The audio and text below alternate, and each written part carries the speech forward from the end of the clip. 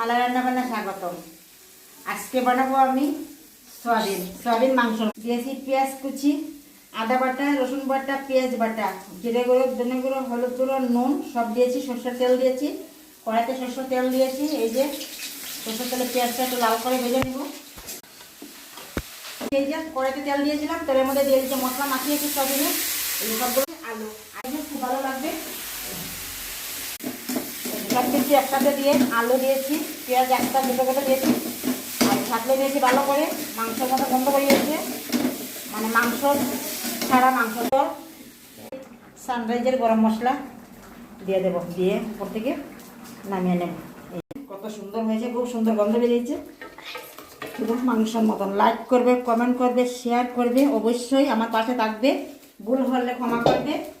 আজকের জন্য এতটুকুই। বাই বাই, টাটা, নমস্কার।